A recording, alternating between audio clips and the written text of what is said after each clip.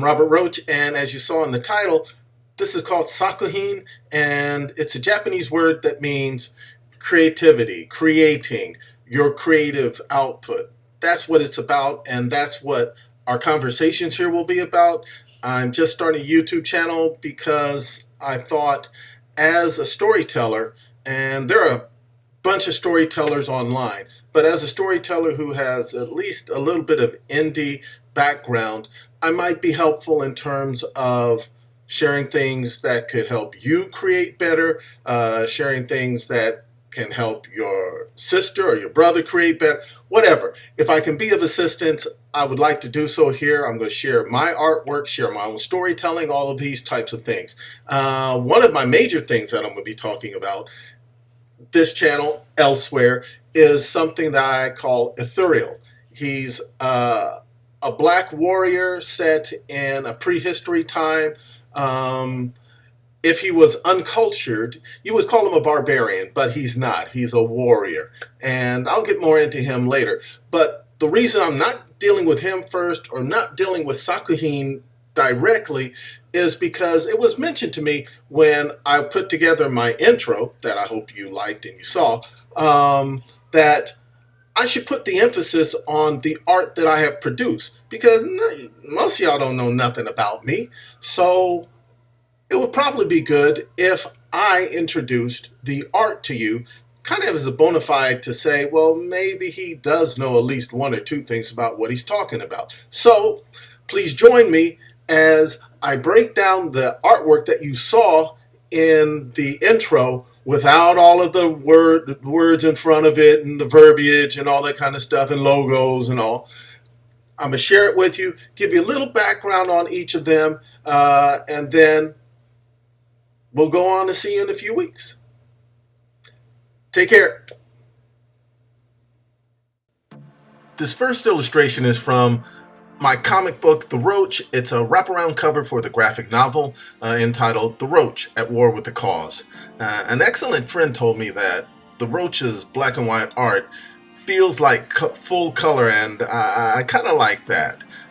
So with this particular illustration, I wanted to play with both the color and black and white media, actual backgrounds, all kinds of stuff to try to make it distinctive. The next illustration is Icon and Static, The Race. It's a pinup that I executed just before Milestone 2.0 came out. It's an homage to Milestone Media, who I really extol, and to my good friend Dwayne McDuffie, who is still missed. As far as who wins, you tell me. The next illustration is of Bob Marley at his Sayonara concert at Pittsburgh. I'm very pleased with this concept work done on Menelik McCar's Lion of Judah project. You should pick up a copy of LOJ when the graphic novel drops. It's good stuff. Okay, with illustration 4, I call it The Vanguard. Basically, it's my characters Ethereal, Menthu, and the Roach. They are my current main 3 projects, but don't worry about it. There's more stuff coming soon. Next up, The Black Racer. From Jack Kirby's Fourth World, it's a DCE property. It's a wonderful Jack Kirby character with all kinds of flair. It's from the New Gods. It was interesting that Kirby made, arguably, the story's most powerful character black. Really cool stuff. The next illustration is Loki, the monkey god. It's concept artwork I did for my friend Robert Blaylock's proposed animated film. Now, for those of you who don't know, Robert won an Oscar back in the day for the original Star Wars in special effects, and he's a really innovative creator. I hope that this eventually comes to the screen because it's a really cool concept. The 7th picture is of my aforementioned character Ethereal. In this, he's fighting the glorious gorilla. It's another illustration featuring that ancient warrior that I talked about in my intro, and you will see and hear a lot more about him as we go forward. This next illustration is Nubia. She's Wonder Woman's sister, and I put the sister in air quotes, based on Don Heck's original design. Again, it's a property of DCE. A shout out to an old school attempt back in the day to bring a substantial black character into the Wonder Woman saga. Gotta give him credit for that. This illustration is of Arivetso. She's Ethereal's first love, and it's another Ethereal illustration. There'll be a lot of them.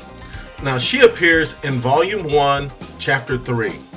And since the story is set in a pre-configuration of Madagascar, I'm using Malagasy designs in Arivetso's look. Now, I call the 10th illustration Egyptian Legends Terrific Trio, and they are my take on old school Menthu, Ampu, who's often called Anubis, and Anhur, who is often erroneously called Honorus from my comic. This is where the trio is battling the Akkadian gods. Now, I don't use the Greek names for the Egyptian legends, that's why I say erroneously. This next illustration, Selassie and Kennedy, is another Line of Judah concept illustration, and it's a snippet from His Royal Majesty's visit to Washington, D.C. in 1963. Now, their meeting, these two heads of state, happened a month or so prior to JFK's assassination, so it's very prescient. I'm very pleased with the illustration and with the Easter eggs in it. Illustration number 12, also related to Line of Judah, is of the original Whalers. They're performing at UK's Old Grey Whistle Test TV show.